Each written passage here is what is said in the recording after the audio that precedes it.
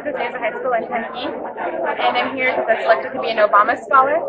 It means a lot to me. It's very exciting that of all the universities, he's coming to ASU to come and speak at the commencement ceremony. It's also just very exciting that I get to be here also as an Obama Scholar, as one of the first recipients of this scholarship. My family's very excited. This is something pretty new to them, and they're just very excited to be here and very proud of me for being here. I was president of the ASU Young Democrats, and I was one of the many founders of Arizonans for Obama, and I worked with Students for Obama, and I volunteered on the campaign here in Arizona. I want to work in politics in some aspect. I'm just not sure, what's really hiring right now, but hopefully I'll be doing stuff during the next election.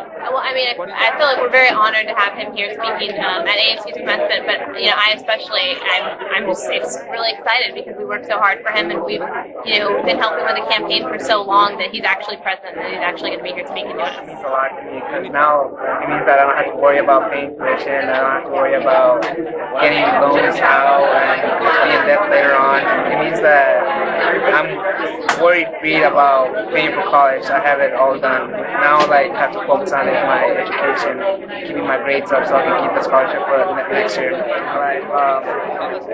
My family says I face a lot of challenges, more than what a regular teenager should. My mother passed away when I was 8, so then my grandparents brought me here to the United States, and which led me to this possibility, led me to this opportunity that I'm here right now. Throughout high school, throughout junior high, I focused on school. I didn't have a challenge of peer pressure, but I didn't fall into it. I just kept my focus on my grades. In my sophomore year, I did get heart surgery because my cardiologist said I had about a month to live. So I got out of school on February 12th, and then I had my surgery on February 16th, and didn't get to go back to school until April 8th. But through those 2 months that I was out of school, my GPA dropped to a 0.17, and all my grades went down to F. So, and I had from April, the middle of April to May to bring my grades up before the year ended, and I completely worked hard on it, trying to make every test that I missed. And by the end of the year, I was back at a 3.2, and I was my GPA was high again, and I only failed Algebra 2 because I had 7 classes that I had to make up, and Algebra 2 was a really hard class that I couldn't keep up with, so I ended up failing. But above everything, I still managed to bring up my grades, even though they were all failures. So that's the biggest challenge. Then I had my appendix removed that same year. So other than that, that's pretty much all the challenges. Opportunity. I think that a lot of the issues that were brought up here were that a lot of first generation college students didn't come from our university, and so me being one of them, it's just a really important thing, very special thing that they're actually bringing that to light in the media, and then we've been coming here and kind of celebrating with us. Of all years, of all semester, our semester, it's a really big deal. We're very honored. Advice is never be afraid to put yourself out there and take chances in life and go for the things that you really dream of. I mean, I'm a first generation college student. I never would have thought that I would be working on Wall Street next year in New York. And you just have to put yourself out there, get involved, and reach out to people and try to look out for mentorships and lasting relationships.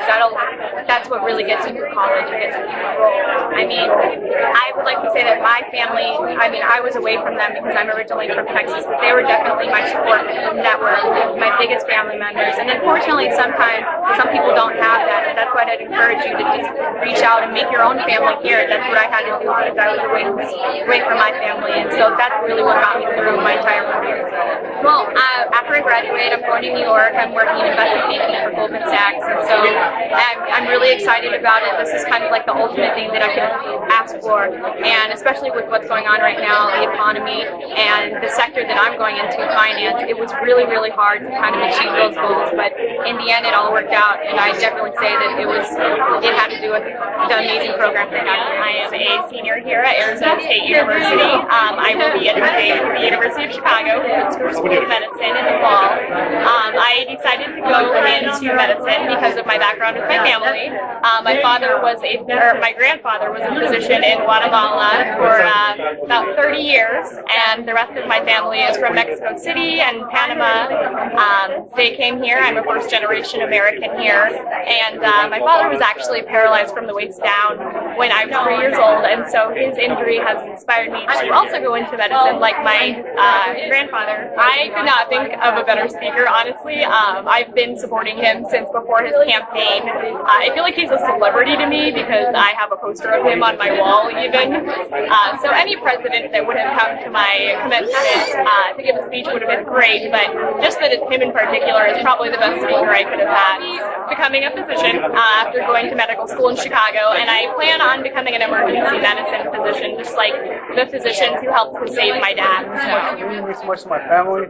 Having them being able to come over here and sharing this experience of not only graduation, but having the president come down and speak to us. My plans for the future, with my master's in social work, I really want to work in nonprofits and hopefully work for the federal government in the future. But primarily right now, I want to do some community outreach and work towards alleviating the problems that poverty brings. Graduation was pretty difficult, especially just getting my undergrad degree, my bachelor's. My mom was an undocumented immigrant, so she had a lot of difficulty filling out FAFSA forms or just knowing what college was all about.